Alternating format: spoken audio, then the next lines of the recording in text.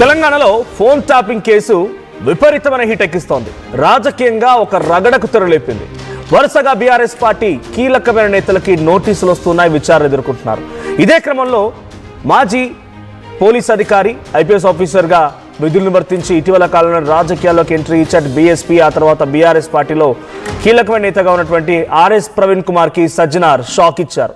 ఆయన ప్రస్తుతానికి SIT chief Sajjanar బీఆర్ఎస్లా మారిన వైనం అని చెప్పి వరుసగా అంటే ఆయనకి టార్గెట్గా బీఆర్ఎస్ పార్టీలో కీలక నేతలు మారిపోయారా? వరుసగా హరీష్ రావు, కేటీఆర్ను విచారించిన సిట్ ఇప్పుడు సజ్జనార్ మాజీ IPS officer RS Praveen Kumar కూడా నోటీసులు జారీ చేశారు. అయితే దాంట్లో 2 రోజుల్లో మీరు చేసిన ఆరోపణలపైన సంబంధిత ఆధారాలని చూపించాలి, లేదు అనంటే మీపై చర్యలు ఉంటాయన్నట్టు కూడా ఆయన మెన్షన్ చేయడం జరిగింది. సో నిన్న కేటీఆర్ని ఫోన్ ట్యాపింగ్ కేసు వ్యవహారంలో విచారించిన సంగతి మీకు తెలిసిందే. సుమారుగా 7 గంటల పాటుగానే విచారణ కొనసాగింది. సో ఉదయాన్నే 11 గంటలకి సిట్ కార్యాలయంలో జూబ్లీ హిల్స్ పిఎస్కి వెళ్ళినటువంటి కేటీఆర్ సుమారుగా సాయంత్రం 7 గంటలైంది ఆయన బయటకు వచ్చేసరికల్లా. సో 7:30 గంటల పాటుగానే విచారించారు.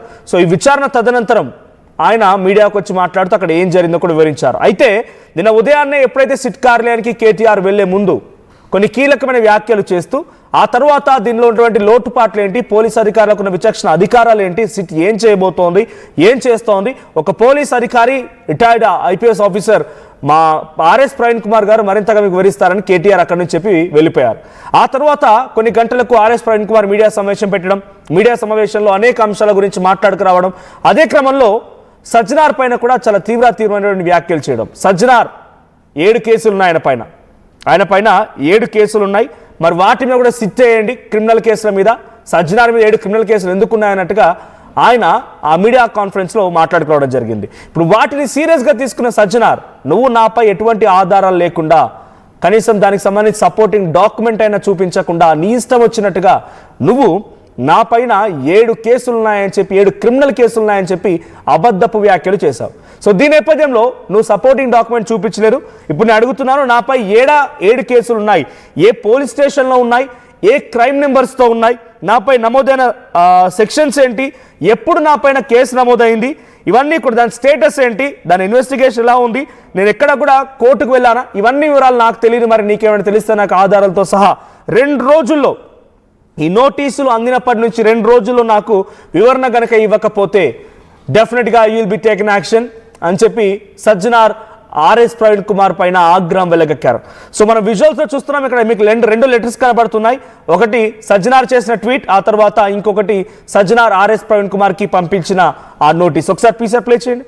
సో అది ఆ నోటీసులో, to RS Praveen Kumar IPS retired, this is to bring to your notice that you mister RS Praveen Kumar retired IPS, while addressing a press conference on 23rd 1st 2026, made a statement and allegations in the public domain to the effect that the chief of special investigation team is involved in 7 criminal cases and further demand constitution of another sit to inquire him.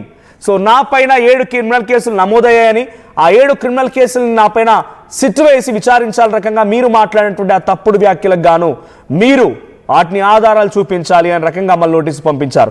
ఇప్పుడు ఇక్కడ political రగడ ఎలా start అయిందనంటే, వరుసగా ఇప్పటికే హరీష్ రావుని ఈ SIT కార్యాలయానికి పిలిచి విచారించడం, హరీష్ రావు విషయంలో ఏం జరిగిందని రకంగా బయటికి కొన్ని వార్తలు రావడం, ఆ తర్వాత హరీష్ రావు తన కుమారుడికి సంబంధించి విమాన ప్రయాణం ఉంది, అందుకే హరీష్ రావు మేము పంపించామని చెప్పి ఆయన డైరెక్ట్గా ఒక ట్వీట్ చేయడం, ఇప్పుడు కేటీఆర్ను విచారించడం, కేటీఆర్ విషయంలో కూడా ఏం జరిగిందని రకంగా ఏ కేసులో ఇన్వెస్టిగేషన్ చేశాం, ఏం జరిగిందని రకంగా కేటీఆర్ విషయంలో కూడా ఒక ప్రెస్ రిలీజ్ని సజ్జనార్ ట్వీట్ చేయడం, ఇప్పుడు ఆ తర్వాత మళ్ళీ ఆర్ఎస్ ప్రవీణ్ కుమార్కి నోటీసులు ఇవ్వడం, ఇలా వరుసగా ఒకరి తర్వాత ఒకరిపైన డైరెక్ట్గా వారిని ఎంక్వైరీకి పిలవడం కానీ, లేకపోతే వాళ్ళు చేసిన ఆరోపణలకి సమాధానాలు చెప్పాలని కానీ సజ్జనార్ వారికి సిట్ అధికారిగా, తర్వాత హైదరాబాద్ సిపిగా సో ఆయన నోటీసులు ఇవ్వడాన్ని కొంత ఆసక్తి రేపుతోంది. కొంత వర్సెస్ అంటే బీఆర్ఎస్ వర్సెస్ సజ్జనార్గా మారిపోయిందా ఈ వార్ కాస్త?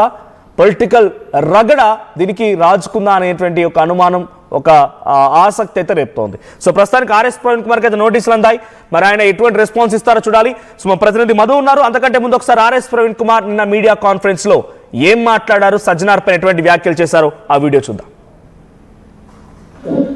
ఇప్పుడున్న సిట్ చీఫ్ సజ్జనార్ గారు, హైదరాబాద్ పోలీస్ కమిషనర్ కూడా సజ్జనార్ గారు, సిట్ ఇప్పుడు ఆయన సిట్కు చీఫ్గా ఉన్నాడు. ఇప్పుడు రెండవసారి ఏర్పాటు చేసిన సిట్, పొలిటీషియన్లను వేధించడం కోసం ఏర్పాటు చేసిన సిట్ ఏదైతే ఉందో ఆ సిట్కి ఆయన చీఫ్గా ఉన్నారు.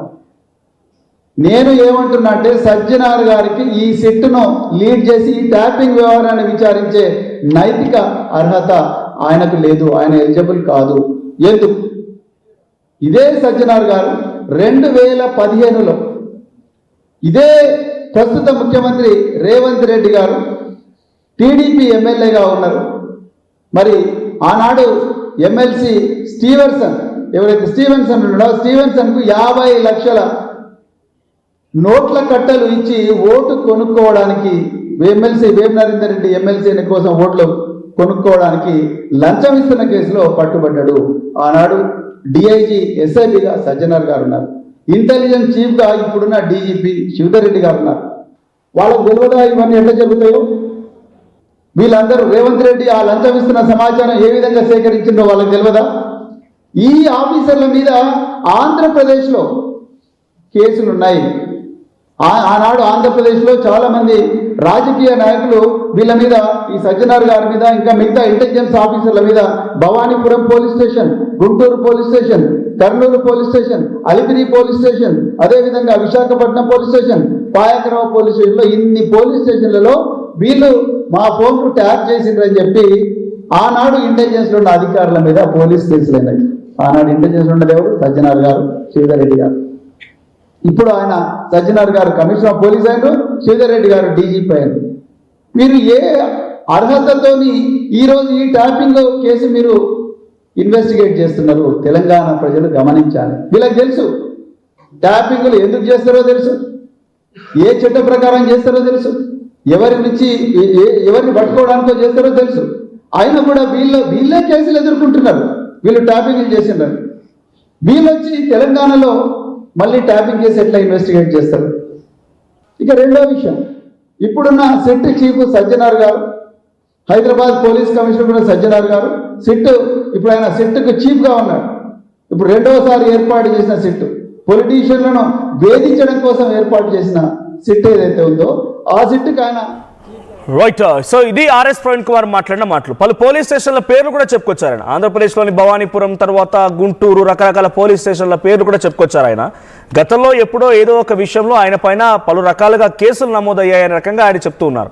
సో దీన్ని వితౌట్ ఎనీ సపోర్టింగ్ డాక్యుమెంట్ డైరెక్ట్గా ఒక పబ్లిక్ ప్లాట్ఫామ్లో మీడియా కాన్ఫరెన్స్ పెట్టి నాపై ఈ రకమైన వ్యాఖ్యలు చేయడాన్ని నేను తప్పుగా చూస్తున్నా అంటే ఒక నిరాధారమైనటువంటి ఆరోపణలు. సో ఒక అధికారి పైన, సిట్ చీఫ్ పైన ఏదైతే ఆన్ గోయింగ్ ఇన్వెస్టిగేషన్ జరుగుతోందో ఆ ఇన్వెస్టిగేషన్ని తక్కువ చేసే విధంగా, దాన్ని పలచన చేసే విధంగా ఆ అధికారి పైన, ఆ ఇన్వెస్టిగేషన్ పైన మీరు మాట్లాడిన మాటలకి ఆధారాలు చూపించండి, నాపై ఎక్కడెక్కడ ఏ స్టేషన్లో కేసులు నమోదాయి, క్రైమ్ నెంబర్స్ ఏంటి, సెక్షన్స్ ఏంటి, ఆ తర్వాత నేను ఎక్కడైనా కోర్టుకు వెళ్ళాను, అన్ని ఆధారాలు నాకు సమర్పించండి, నేను చూస్తాను విత్ ఇన్ 2 days, లేదనంటే మీ పైన చట్టరీత్యా చర్యలు తీసుకోవాల్సి ఉంటుందన్నట్టుగా సజ్జనార్ ఇప్పుడు ఆర్ఎస్ ప్రవీణ్ కుమార్ కూడా ఈ నోటీస్ పంపించడం జరుగుతోంది. RS Praveen Kumar already notice అందుకున్నారు. మరి 2 రోజుల్లో ఆయన ఎటువంటి సమాధానం ఇస్తారో చూడాలి. ఇప్పుడు ఈ నోటీస్తో Sajjanar versus BRS party senior నాయకులు, కీలక నాయకులు ఇలా మారిందా? పొలిటికల్ హీట్ ఎక్కిస్తున్న అంశంపై మరిన్ని అప్డేట్స్ మా ప్రతినిధి మధు అందిస్తారు. మధు, సో ఏంటి సజ్జనార్ ఆర్ఎస్ ప్రవీణ్ కుమార్ వ్యాఖ్యల్ని చాలా సీరియస్గా తీసుకున్నారు. మొన్న హరీష్ రావు, నిన్న కేటీఆర్ అండ్ ఈ రోజు ఆర్ఎస్ ప్రవీణ్ కుమార్కి సంబంధించినటువంటి ఒక మీడియా కాన్ఫరెన్స్ పైన ఇది డైరెక్ట్గా సిట్ నుంచి వచ్చినటువంటి లెటర్ ఏం కాదు. సజ్జనార్ పర్సనల్గా ఆయన కమిషనర్, హైదరాబాద్ కమిషనర్ హోదాలో నాపై చేసిన తప్పుడు ఆరోపణలకి ఆధారాలు సమర్పించమని ఆర్ఎస్ ప్రవీణ్ కుమార్ని కోరుతూ ఒక లేఖ రాసుకొచ్చాడు. దీనిపైన బీఆర్ఎస్ పార్టీ రియాక్షన్స్ ఎలా ఉన్నాయి? వరుసగా వారికి నోటీస్ అందడాన్ని బీఆర్ఎస్ పార్టీ ఎలా చూస్తోంది? Exactly.